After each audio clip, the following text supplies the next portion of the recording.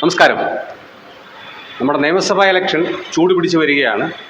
3 മുന്നണികളും സ്ഥാനാർത്ഥി നിർണയം പൂർത്തിയാക്കി. ഏറ്റവും ഒടുവിൽ സ്ഥാനാർത്ഥി നിർണയം പൂർത്തിയാക്കിയത് UDF മുന്നണിയാണ്. UDFിൽ എഫ് രാജയാണ് സ്ഥാനാർത്ഥിയായി വന്നിട്ടുള്ളത്. എന്തായാലും നമുക്ക് മറയൂർ മേഖലയിലെ സീനിയർ നേതാവ് ആൻസി ആനിച്ചേട്ടനാണ് എന്നോടൊപ്പം ഉള്ളത്. മറയൂർ സർവീസ് സഹകരണ ബാങ്കിൻ്റെ പ്രസിഡൻ്റാണ്.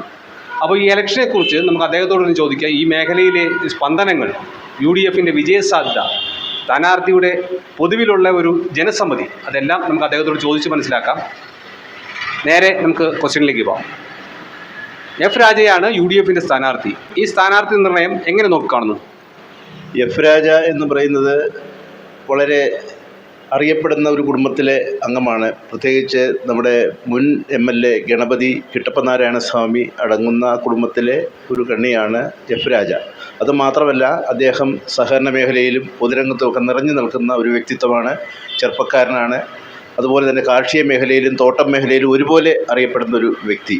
അതുകൊണ്ട് തീർച്ചയായിട്ടും വിജയിക്കുവാനുള്ള എല്ലാ സാധ്യതകളും UDFിൻ്റെ മുമ്പിലുണ്ട്. അതുമാത്രമല്ല, ഇന്നത്തെ രാഷ്ട്രീയ സാഹചര്യം എന്ന് പറയുന്നത് UDFിന് അനുകൂലമാണ്. ഇവിടെയുള്ള ഈ നമ്മുടെ നിർമ്മാണ നിരോധനം, ഭൂപ്രശ്നങ്ങൾ, അതുപോലെ തന്നെ നമ്മുടെ മറയൂർ ഗവൺമെൻറ് ഹോസ്പിറ്റലിൻ്റെ ദയനീയ അവസ്ഥ, അതുപോലെ തന്നെ മറയൂർ റോഡിൻ്റെ ശോചനീയ അവസ്ഥ, അങ്ങനെ നിരവധിയായ കാര്യങ്ങൾ നമ്മുടെ മുമ്പിലുണ്ട്. ഇതിനൊന്നും പരിഹാരം കാണുവാനായിട്ട് നിലവിലെ MLAക്കോ നമ്മുടെ പിണറായി സർക്കാരിനോ കഴിഞ്ഞിട്ടില്ല. അതുമാത്രമല്ല, ശബരിമല വിഷയം ഉൾപ്പെടെ, അതുപോലെ തന്നെ തൊഴിലില്ലായ്മ ഉൾപ്പെടെ, വികസന മുരടിപ്പ് ഉൾപ്പെടെ, വിലക്കയറ്റം, അങ്ങനെ നിരവധിയായ പ്രശ്നങ്ങൾ ജനങ്ങളുടെ മുമ്പിലുണ്ട്. അതുപോലെ തന്നെ ക്ഷേമ പെൻഷൻ കൊടുക്കുന്നുണ്ടെങ്കിലും മറ്റ് പെൻഷനുകൾ, അതായത് നമ്മുടെ വികലാംഗർക്കുള്ള പെൻഷൻ, അതുപോലെ തന്നെ കർഷക തൊഴിലാളികളുടെ പെൻഷൻ മുതലായ പെൻഷനുകളെല്ലാം മുടങ്ങിക്കിടക്കുകയാണ്. അപ്പോൾ ഇങ്ങനെ ഒരു സാഹചര്യത്തിൽ എല്ലാവരും ഒരു ഭരണമാറ്റം ആഗ്രഹിക്കുന്നുണ്ട്. അതുമാത്രമല്ല, ദേവികുളം നിയോജകമണ്ഡലത്തെ സംബന്ധിച്ച് പറയുമ്പോൾ ഒരിക്കലും ഒരു LDFിൻ്റെ കുത്തക മണ്ഡലമല്ല. നിരവധി തവണ നമ്മുടെ കോൺഗ്രസ് UDF അവിടെ വിജയിച്ചിട്ടുണ്ട്. 3 പ്രാവശ്യം AK മണി XML വിജയിച്ചിട്ടുണ്ട്. 77 കിട്ടപ്പ നാരായണസ്വാമി വിജയിച്ചിട്ടുണ്ട്. അങ്ങനെ ഒരിക്കലും LDFിൻ്റെ മാത്രമായിട്ടുള്ളൊരു മണ്ഡലമല്ല. അതുമാത്രമല്ല, കഴിഞ്ഞ പാർലമെൻറ്റ് തിരഞ്ഞെടുപ്പിൽ, പഞ്ചായത്ത് തിരഞ്ഞെടുപ്പിലൊക്കെ വ്യക്തമായ മേൽക്കൈ UDFിനുണ്ടായിട്ടുണ്ട്. അതുകൊണ്ട് തീർച്ചയായിട്ടും നമുക്ക് നിസ്സംശയം പറയാൻ കഴിയും, ഈ പ്രാവശ്യം നമുക്ക് നല്ലൊരു വിജയം ഉണ്ടാകും. അതുമാത്രമല്ല, ഇപ്പോൾ CPM വളർത്തിക്കൊണ്ട് വന്ന ഒരു നേതാവ് ഇപ്പോൾ BJPയുടെ സ്ഥാനാർത്ഥിയായിട്ട് മത്സരിക്കുന്നു, S രാജേന്ദ്രൻ. അപ്പോൾ ഇപ്പോൾ വളർത്തിക്കൊണ്ടുവരുന്ന ഈ രാജയും നാളെ BJPയിലേക്ക് പോകില്ല എന്ന് നമുക്ക് പറയാൻ കഴിയില്ല. അതുകൊണ്ട് BJPക്കൊരു നേതാവിനെ ഉണ്ടാക്കി കൊടുക്കുവാൻ ഇവിടുത്തെ ജനാധിപത്യ മതേതര വിശ്വാസികൾ ആഗ്രഹിക്കുന്നില്ല. അതുകൊണ്ട് എഫ് രാജയുടെ വിജയം എല്ലാവരും ഉറപ്പുവരുത്തും എന്നാണ് ഞാൻ വിശ്വസിക്കുന്നത്. എഫ് രാജ ഏറ്റവും ജനകീയനായ നേതാവ് എന്നുള്ള രീതിയിലേക്കാണ് ആൻസി ആനിച്ചേട്ടൻ പറഞ്ഞു വയ്ക്കുന്നത്. എന്തായാലും അദ്ദേഹത്തിൻ്റെ വിജയസാധ്യത കൂടി നമുക്കൊന്ന് ചോദിക്കാം. അദ്ദേഹത്തിന് വിജയസാധ്യത എന്ന് പറയുമ്പോൾ, ഈ സാധാരണഗതിയിൽ ഇവിടെ മത്സരിക്കുന്ന പലരും തോട്ടം മേഖലയിലും കാർഷിക മേഖലയിലും ഒരുപോലെ അറിയപ്പെടുന്ന ആളായിരിക്കില്ല. പക്ഷേ എഫ് രാജയെ സംബന്ധിച്ചിടത്തോളം തോട്ടം മേഖലയിലും കാർഷിക മേഖലയിലും ഒരുപോലെ അറിയപ്പെടുന്ന ഒരു വ്യക്തി എന്നുള്ള നിലയിലാണ് വിജയസാധ്യത കൂടുതൽ എന്ന് ഞാൻ പറഞ്ഞത്. തെരഞ്ഞെടുപ്പ് പ്രചാരണ രംഗത്ത് UDF ഉന്നയിക്കുന്ന പ്രധാന ആരോപണങ്ങൾ, അല്ലെങ്കിൽ തെരഞ്ഞെടുപ്പ് പ്രചാരണ രംഗത്തെ ഏറ്റവും പ്രധാന വിഷയങ്ങൾ എന്തൊക്കെയായിരിക്കും? പ്രധാന പ്രശ്നങ്ങളെന്ന് പറഞ്ഞാൽ വികസന മുരടിപ്പാണ് ഏറ്റവും പ്രധാന വിഷയങ്ങൾ. അതുപോലെ മറയൂരിനെ സംബന്ധിച്ച് പറയുകയാണെങ്കിൽ ഏറ്റവും പ്രധാനമായിട്ടുള്ളത് വന്യമൃഗങ്ങളുടെ ശല്യം. അതിനെ പ്രതിരോധിക്കുന്നതിന് വേണ്ടി LDF ഗവൺമെൻറ് ഒന്നും ചെയ്തിട്ടില്ല.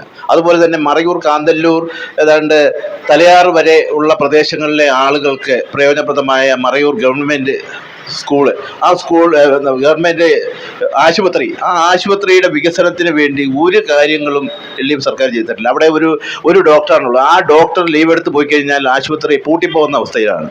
അതാണ് ഏറ്റവും വലിയ ഒരു ദയനീയ സ്ഥിതി. അതുമാത്രമല്ല, ഞാൻ റോഡിൻ്റെ കാര്യം പറഞ്ഞത്, നമ്മുടെ മറയൂർ റോഡ്, ഇതിനേക്കാളും വളരെ പ്രാധാന്യം കുറഞ്ഞ റോഡുകളൊക്കെ 2 വരിപ്പാതയും ഒക്കെ ആയപ്പോഴും ഇത് ഇപ്പോഴും നിലവിൽ ഒരു തിരക്കുള്ള ഒരു സമയത്ത് ഒരു വാഹനം വന്നാൽ മറ്റൊരു വാഹനത്തിന് കടന്നു പോകാൻ കഴിയാത്തത്രയും ഗതാഗതക്കുരുക്ക് ഈ പ്രദേശത്ത് അനുഭവിക്കുന്നുണ്ട്. സ്റ്റേറ്റ് ഹൈവേ ആയ ഈ മറയൂർ റോഡിൻ്റെ ഡെവലപ്മെൻറ്റ്സിന് വേണ്ടിയിട്ട് ഒരു നടപടിയും MLA സ്വീകരിച്ചിട്ടില്ല. അപ്പോൾ അങ്ങനെ നിരവധിയായ പ്രശ്നങ്ങളുണ്ട്. അതുപോലെ തന്നെ ഇവിടുത്തെ ഭൂപ്രശ്നങ്ങൾ, ഇവിടെ നിരവധി ആളുകൾ പട്ടം കോളനി കിട്ടിയ ആളുകൾക്ക് പോലും പലർക്കും പട്ടയം ലഭിക്കാത്ത സ്ഥിതിവിശേഷമുണ്ട്. അങ്ങനെ അതുപോലെ തന്നെ ഇവിടുത്തെ ടൂറിസം നല്ല രീതിയിൽ വികസിച്ചു വരുന്ന ഒരു പ്രദേശമാണ്. പക്ഷേ ആ ടൂറിസം ഡെവലപ്മെൻറ്റ്സിന് വേണ്ടിയിട്ട് ഗവൺമെൻറ്റിൻ്റെ ഭാഗത്തുനിന്ന് പ്രത്യേകിച്ച് ഒന്നും ചെയ്യുന്നില്ല. അപ്പോൾ ഇതൊക്കെ, അതുമാത്രമല്ല ഇവിടെ നിലവിൽ ആദിവാസികൾ ഒരുപാട്, അതുപോലെ പിന്നോക്ക വിഭാഗങ്ങളൊക്കെ തിങ്ങിപ്പാർക്കുന്ന പ്രദേശങ്ങൾ. പക്ഷേ അവരുടെ ഉന്നമനത്തിന് വേണ്ടിയിട്ട് പ്രത്യേകമായ ഒരു കർമ്മ പരിപാടിയും സർക്കാർ നടപ്പിലാക്കുന്നില്ല. അതുപോലെ ഇടുക്കി പാക്കേജ് പ്രഖ്യാപിച്ചു. പക്ഷേ ഇടുക്കി പാക്കേജ് പ്രഖ്യാപിച്ചിട്ടും അതിൻ്റെ ഒരു ആനുകൂല്യങ്ങളും ഈ പ്രദേശത്തെ ജനങ്ങൾക്ക് ലഭിച്ചിട്ടില്ല. പണ്ട് പി ടി തോമസ് MP ആയിരുന്ന സമയത്ത് ഇവിടുത്തെ കരിമ്പ് കർഷകർക്ക് നല്ല രീതിയിലുള്ള സഹായങ്ങൾ ഇടുക്കി പാക്കേജിൽ ഉൾപ്പെടുത്തി ചെയ്തിട്ടുണ്ട്. അതിനുശേഷം ഇടുക്കി പാക്കേജ് ബഡ്ജറ്റിൽ പ്രഖ്യാപിക്കുന്നതല്ലാതെ ഇവിടുത്തെ പ്രാദേശികമായിട്ടോ ഇടുക്കിയിലെ ജനങ്ങൾക്കോ യാതൊരുവിധ സഹായങ്ങളും സർക്കാരിൽ നിന്ന് ലഭിക്കുന്നില്ല. അപ്പോൾ ഇതൊക്കെ ആണ് ജനങ്ങളുടെ മുമ്പിൽ വെക്കാറുള്ളത്. പിന്നെ വിലക്കയറ്റം ഉൾപ്പെടെയുള്ള കാര്യങ്ങൾ ജനങ്ങളുടെ മുമ്പിലുണ്ട്. അതുപോലെ തന്നെ കേന്ദ്ര ഗവൺമെൻറ്റിനെ സംബന്ധിച്ച് പറയുകയാണെങ്കിൽ ഇപ്പോൾ ഗ്യാസിൻ്റെ പ്രശ്നങ്ങൾ ഒക്കെ ഉണ്ട്. പക്ഷേ ഇതിനൊന്നും ഒരു തരത്തിലുള്ള ഇടപെടൽ കേന്ദ്ര ഗവൺമെൻറ്റിൻ്റെ ഭാഗത്തുനിന്ന് ഉണ്ടാകുന്നില്ല. അങ്ങനെ രണ്ട് രീതിയിൽ ഇപ്പോൾ രാജേന്ദ്രനെ സംബന്ധിച്ച് രാജേന്ദ്രൻ മത്സരിക്കുകയാണ്, അതുപോലെ തന്നെ മറ്റേ അഡ്വക്കേറ്റ് രാജ മത്സരിക്കുന്നു. പക്ഷേ ഇത് ആരും മത്സരിക്കുന്നുണ്ടെങ്കിൽ ഈ പ്രാവശ്യം എല്ലാ സാധ്യതകളും UDF അനുകൂലമാണ്. അതുകൊണ്ട് നിസ്സംശയം പറയാൻ കഴിയും, UDF സ്ഥാനാർത്ഥി F രാജ വൻപിച്ച ഭൂരിപക്ഷത്തിൽ വിജയിക്കും.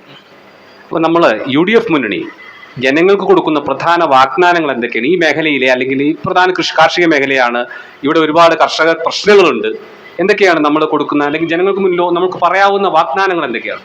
അതായത് കഴിഞ്ഞ ഏതാനും ദിവസങ്ങൾക്ക് മുമ്പ് നമ്മുടെ ഒരു യാത്രയുമായിട്ട് ബന്ധപ്പെട്ട് നമ്മുടെ പ്രതിപക്ഷ നേതാവ് അടിമാലിയിൽ വന്നപ്പോൾ അദ്ദേഹം ഇടുക്കിയിലെ ജനങ്ങളോട് പറഞ്ഞ കുറച്ച് വാഗ്ദാനങ്ങളുണ്ട്.